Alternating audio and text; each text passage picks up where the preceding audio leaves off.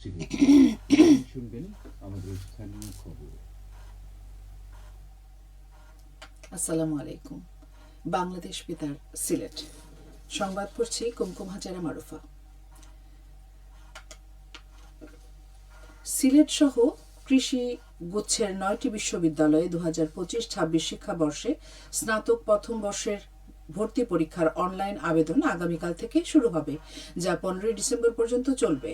আগামী 3রা জানুয়ারি দুপুর 2টা থেকে বিকেল 3টা পর্যন্ত ভর্তি পরীক্ষা অনুষ্ঠিত হবে। গতকাল গুচ্ছের ওয়েবসাইটে এ সংক্রান্ত তথ্য প্রকাশ করা হয়। এবার ভর্তি পরীক্ষার দায়িত্ব পেয়েছে গাজীপুর কৃষি বিশ্ববিদ্যালয়।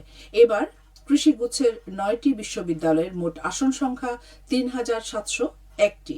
সিলেট, হবিগঞ্জ কৃষি বিশ্ববিদ্যালয়ের পাশাপাশি গুচ্ছের আওতাধীন অন্য বিশ্ববিদ্যালয়গুলো হল বাংলাদেশ কৃষি বিশ্ববিদ্যালয়, গাজীপুর কৃষি বিশ্ববিদ্যালয়, শেরেবাংলা কৃষি বিশ্ববিদ্যালয়, পটুয়াখালী বিজ্ঞান ও প্রযুক্তি বিশ্ববিদ্যালয়, চট্টগ্রাম ভেটেরিনারি ও অ্যানিম্যাল সায়েন্স বিশ্ববিদ্যালয়, খুলনা কৃষি বিশ্ববিদ্যালয় ও কুড়িগ্রাম কৃষি বিশ্ববিদ্যালয়।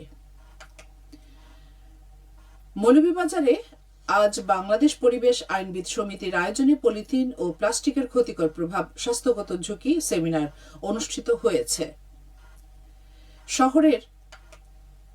সকালে শহরের Kashinath Alauddin high school and college অডিটোরিয়ামে এই সেমিনার অনুষ্ঠিত হয়। সেমিনার শেষে পলিথিনের শপিং ব্যাগ, প্লাস্টিক পণ্যের ক্ষতিকর প্রভাব সম্পর্কে বিভিন্ন প্রামাণ্যচিত্র ফুটেজ প্রদর্শন করা হয়। এতে বিশ্ববিদ্যালয়ের নবম থেকে একাদশ শ্রেণীর 225 জন শিক্ষার্থী উপস্থিত ছিলেন। সিলেট ও সুনামগঞ্জ জেলার সীমান্তবর্তী স্থানে আজ অভিযান চালিয়ে প্রায় কোটি টাকার চোরাচালানি মালামাল জব্দ করেছে বিজিবি। সিলেট ব্যাটালিয়ন 48 বিজিবি জানায়, জব্দকৃত মালামালের আনুমানিক সিজার মূল্য 90 লাখ টাকা। এ সময় অবৈধভাবে বালু উত্তোলনে ব্যবহৃত একটি নৌকাও জব্দ করে তারা। মৌলভীবাজারে নবাগত জেলা প্রশাসক তৌহিদুজ্জামান পাবেল গতকাল সাংবাদিকদের সাথে মতবিনিময় করেছেন। বিকেলে জেলা প্রশাসকের সম্মেলন কক্ষে জেলা প্রশাসনের আয়োজন এ মত বিনিময় অনুষ্ঠিত হয়। এতে প্রিন্ট, ইলেকট্রনিক ও অনলাইন নিউজ পোর্টালের 38 জন সাংবাদিক উপস্থিত ছিলেন। সুনামগঞ্জের শান্তিগঞ্জ উপজেলা পরিষদের পুকুরে আজ বড়শি দিয়ে মাছ ধরা প্রতিযোগিতা অনুষ্ঠিত হয়েছে। সকালে শুরু হয়ে বিকেল পর্যন্ত চলে এই প্রতিযোগিতায় বিভিন্ন শ্রেণী পেশার মানুষ অংশ নেন।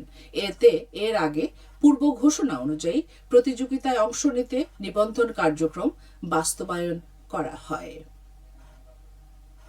এবারে শুনুন কৃষি সংবাদ। মৌলভীবাজারে ব্যাপক আনন্দ উৎসাহ নিয়ে আধুনিক যন্ত্রপাতি ব্যবহার করে আমন ধান কাটা ও মাড়াইয়ে ব্যস্ত সময় পার করছেন কৃষকরা। জেলার 7টি উপজেলায় বিস্তীর্ণ মাঠ জুড়ে বিরাজ করছে সোনালী ধানের সমারোহ। সরকারের বিনামূল্যে সার ও বীজ বিতরণ এবং কৃষি সম্প্রসারণ অধিদপ্তরের উদ্বুদ্ধকরণে এ বছর লক্ষ্যমাত্রার চেয়ে বেশি জমিতে রোপা আমন আবাদ হয়েছে। কৃষি সম্প্রসারণ অধিদপ্তর জানিয়েছে, আবহাওয়া অনুকূলে থাকায় প্রতি হেক্টরে গড় উৎপাদন হয়েছে 4.5 মেট্রিক টন। মাঠ পর্যবেক্ষণে দেখা গেছে, কৃষকদের কাস্তের পাশাপাশি কম্বাইন্ড হারভেস্টার মেশিন ব্যবহার করে দ্রুত ধান কাটা ও মাড়াইয়ের কাজ করছেন।